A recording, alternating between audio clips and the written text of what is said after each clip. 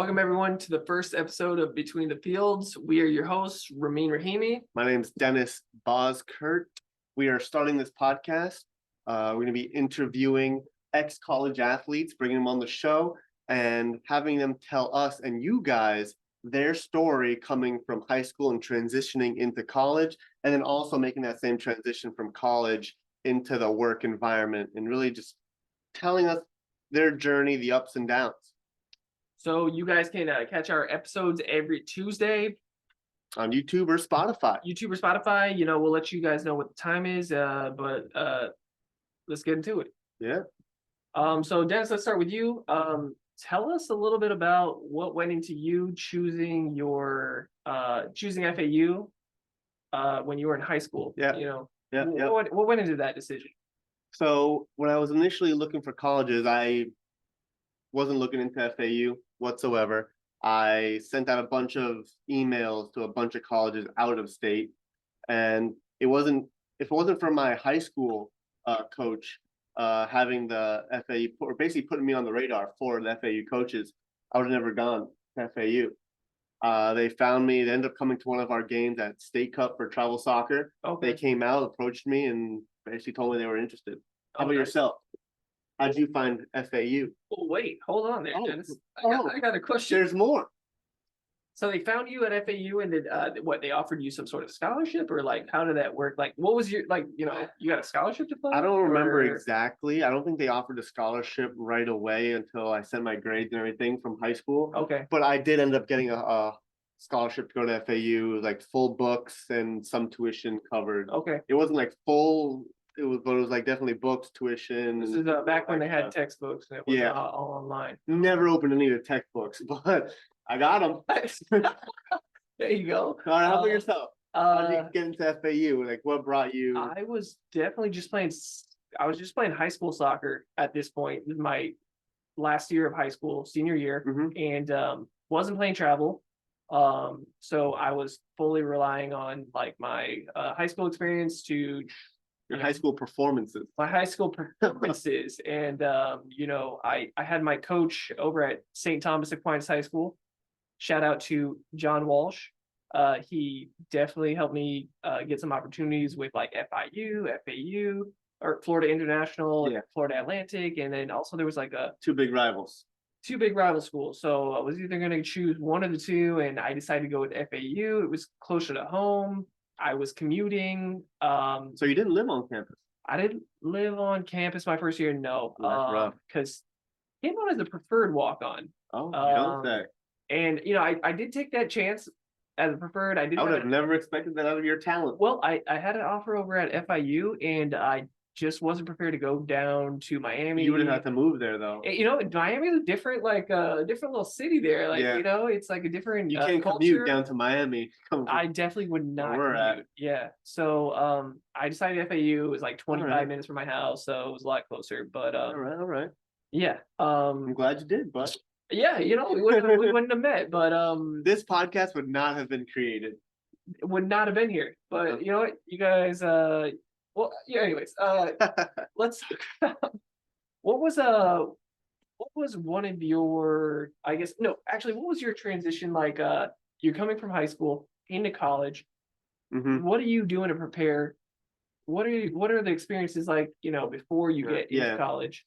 I don't know about you, but I remember getting emailed like a workout fitness packet, like gym, cardio, everything, like ball work, cones and everything. Basically like have us do this packet throughout summer to prepare us for preseason coming in. Took that packet, threw it aside. I did my own thing. I was going solo. I didn't burn it. I heard you told the coach that you were. It was like the Bible for you. You were. You just talk the talk, but you do your own thing afterwards. Behind the scenes, between the fields. Yeah, okay. You just gotta make sure you come in fit and ready to blast any fitness test that gets thrown at you. Is that what happened? How did that go? No. Okay. It failed. I remember 2 weeks out prepping and running the Cooper test, which is 2 miles in under 12 minutes for those who don't know. It's quite hard. You're basically running 6-minute miles, 2 6-minute miles, which is tough. Extremely hard. It's extremely tough. So I ran that 2 weeks out, failed it by like a minute, and a minute's hard to shave off. That's when almost they're 2 weeks off. scary. I'd Yeah, be a little scared. yeah. So I tried to do my best to get in shape. Didn't work. Got benched for the preseason games. I got in as a sub, but I didn't start until the actual season started. But what about you? What did you do to prepare coming in? How did you find that transition into the team? Same thing, man. They sent that packet, totally discarded it. I just played soccer every single day, thinking, hey, I played, full games in high school. I can do this. So it was just literally soccer. I came in, I don't even know if I ran the Cooper the Cooper test over summer to. Oh, you didn't like practice or test I don't think I practiced one. Maybe I made it on my 6th lap, and I was like, no, forget this. Yeah. I'll just when the time comes. It's hard to run 8 laps. When the time comes, I'll just I'll pass it. It's no 8 big laps. deal. What do you just only 8 laps? Right. Yeah. So I came in and definitely didn't pass that. I think I ran at 12:57 and had to run it again like a week later.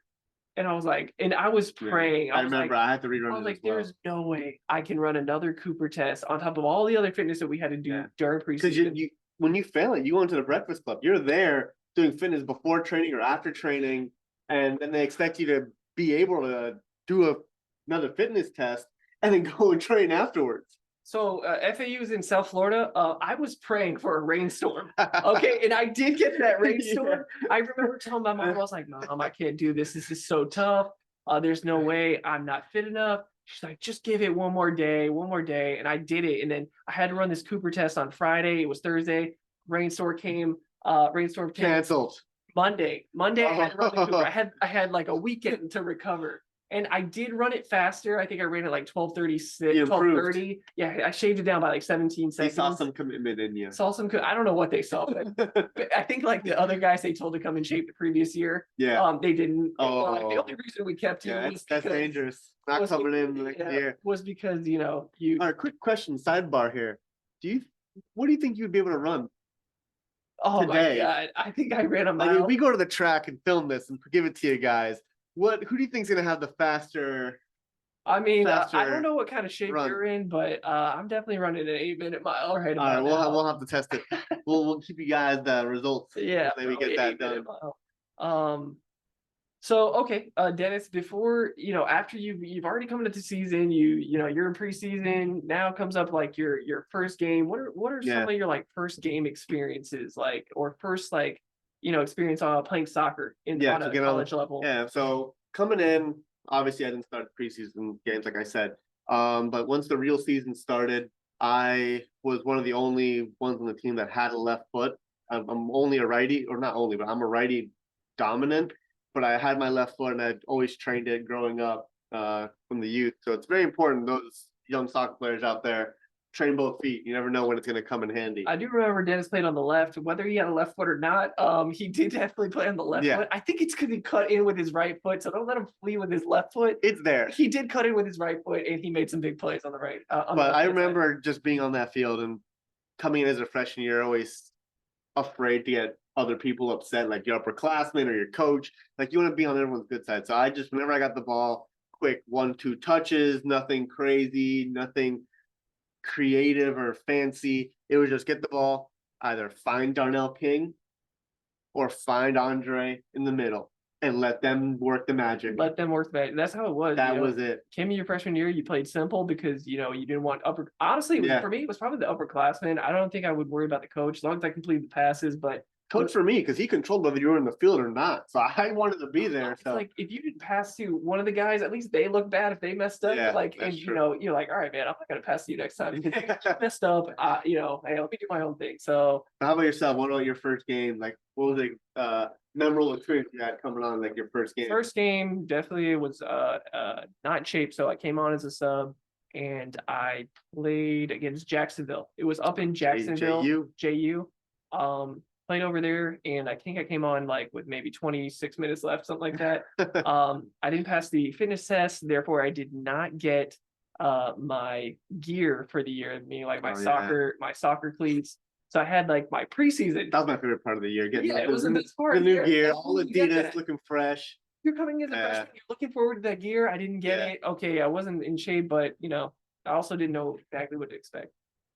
I get my cleats, I didn't have my cleats. So I remember I was in the middle of the field. I made a pass and I used my toe to toe poke it. My shoe completely ripped and taped. It completely absorbed the shock of the ball. Little shock absorption. And I did not complete the pass. And they ended up scoring on the play, you know. 1-0 loss? Yeah, we did lose 1-0. Oh, no. And the coach is gonna be pissed, blah blah blah. But you know what? I didn't have shoes, so it was. You can only blame himself. Yeah, like I don't know if anybody knew that, but you know, I definitely knew it. So yeah, that's probably my first time, my first experience. All right, so how about so obviously now you new onto the team. How was like freshman initiation? Can you give us little details on how yours was? Yeah, freshman initiation, yeah. Was over at the soccer. Don't need to get in depth, but yeah, just they called the soccer house the brothel. It was over at the brothel. Okay, I've heard of that. It was definitely some. We had to wear speedos or diapers actually, and diapers, yeah, that was mine. What was it? We had to like drink a certain amount of. I don't know what it was. Something along that. Not the Edward Forty hands. You had to go around the whole party in a diaper the whole time. Something like this. Something along those lines.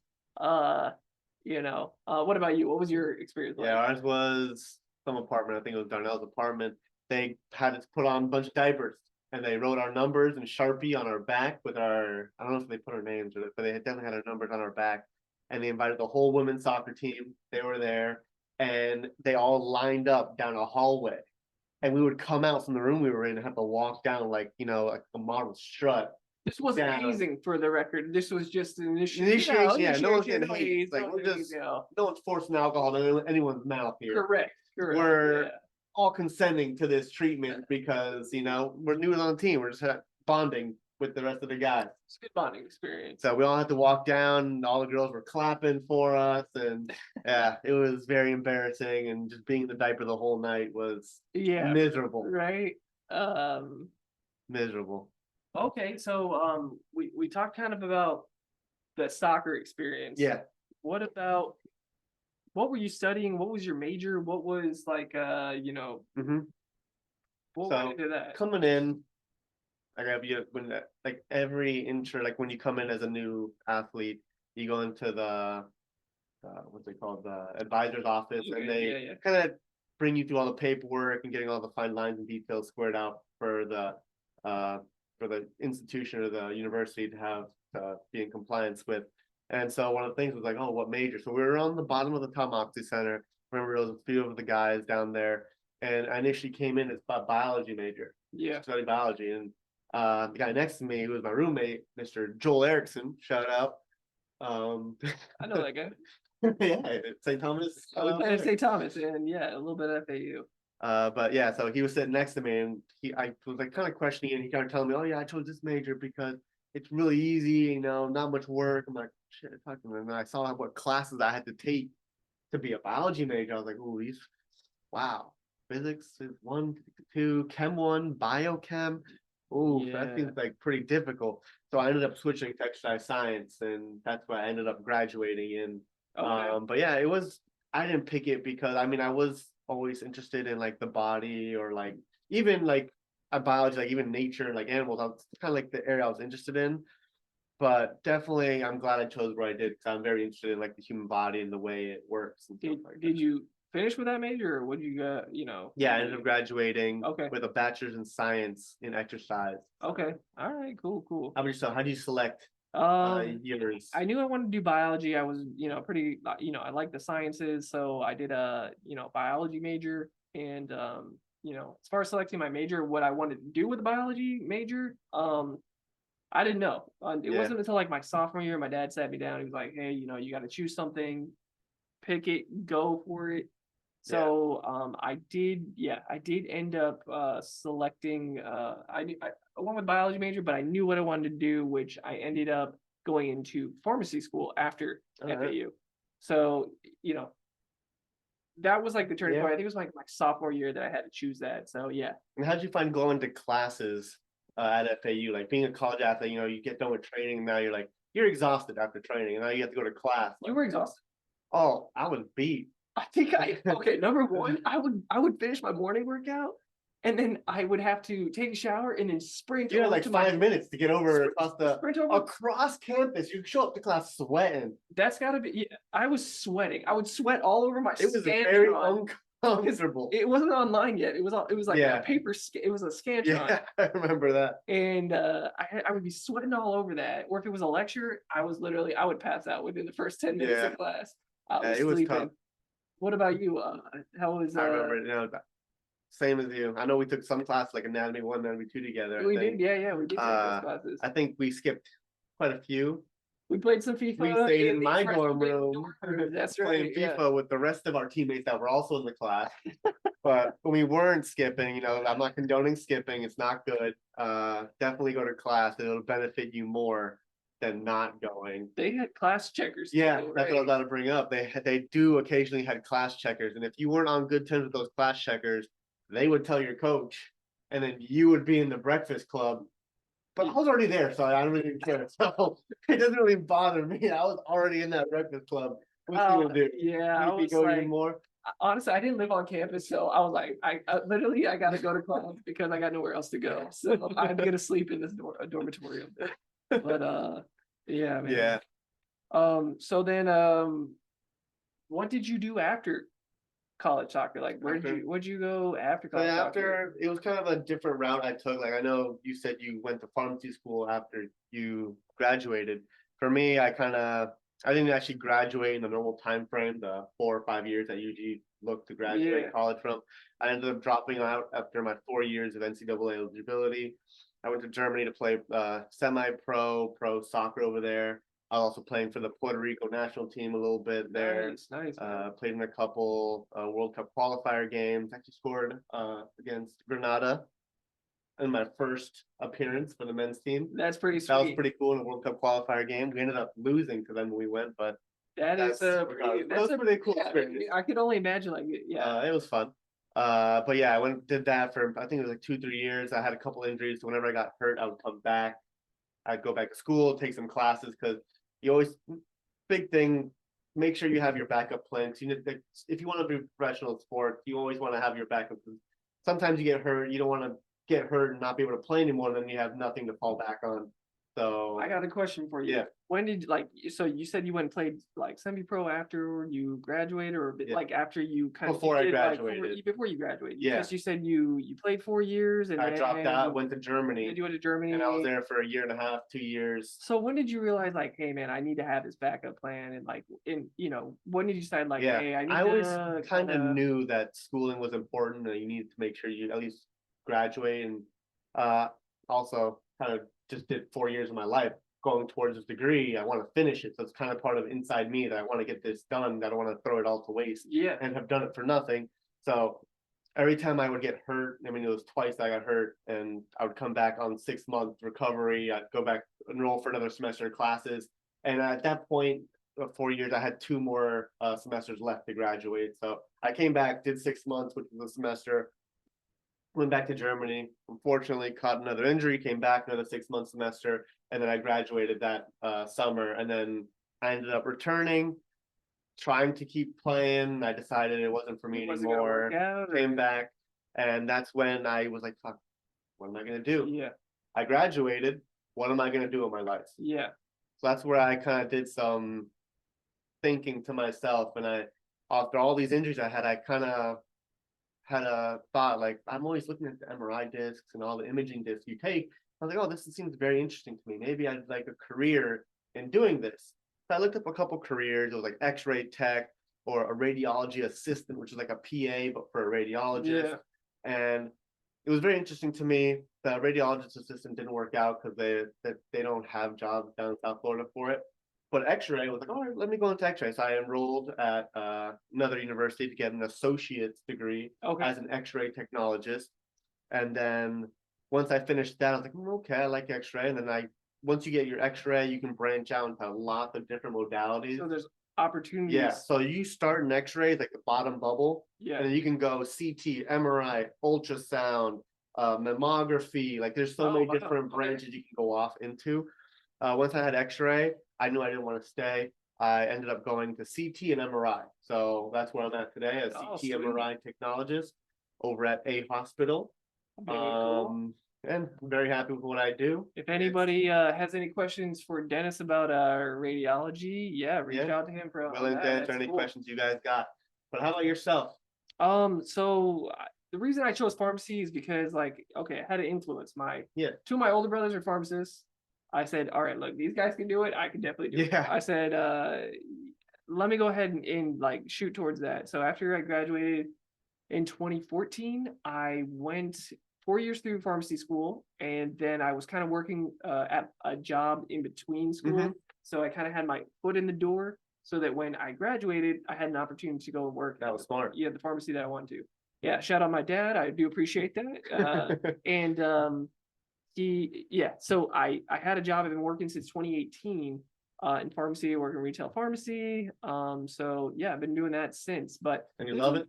Yeah, I got, like I said, I got 4 brothers that work in pharmacy now. Clearly it's a passion of the family. I mean, my brother, he works over at a compounding pharmacy up in Port St. Lucie at Butterfields. I got a brother that works over, he's a district manager, and then myself and my other brother were pharmacy managers. So I guess it's a passion, and it's relatable. We all, it creates a good conversation. Yeah. So you can help each other and often bounce questions off each other.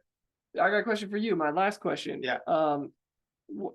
What is something that you took away from, like, okay, you're a college athlete. Yeah. Not, you know how many people are like, what was it, like 1% become actual college athletes?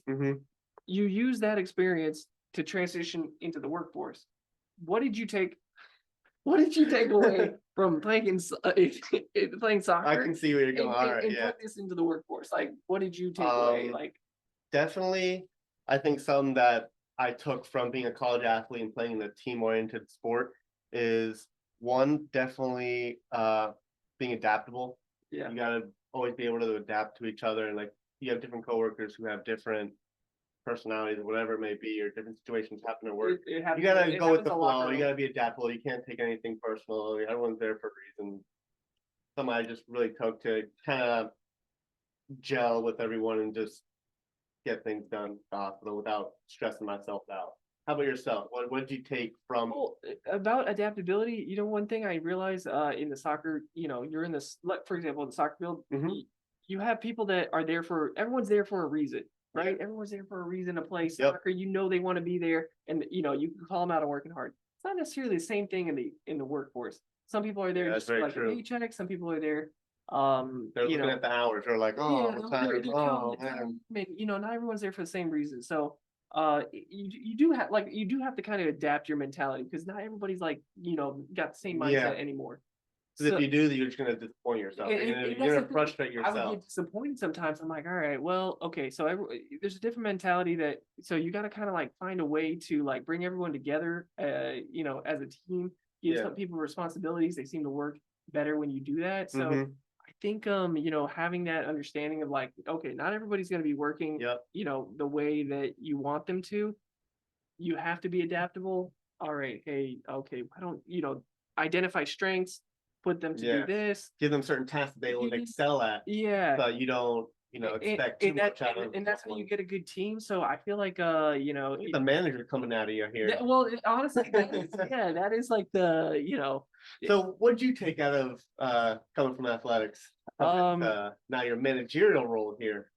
Managerial role, I would just say, like, I guess you when you're the manager, you gotta like call people out on like certain things. You're like the captain. You are the captain. I mean, I felt like I was worship. I once heard. I felt like I was a leader on the team, but I was never the captain. But so this is kind of a different experience, But I think like the mentality of being an athlete in college, like like, hey, I can do this. I got this in me. Like, you've gone to a different length that maybe some other people haven't mentally. So hey, I'm capable of doing this. I know that I can take another step up. So I feel like it makes it easier to like continuously take that keep growing, because you're like, hey, I know what I'm capable of physically, mentally on the field, and I can apply that in the workforce. So I don't know. I feel like it gives you that edge up on other people. But all right, well, that's our first episode, you guys. Our first episode.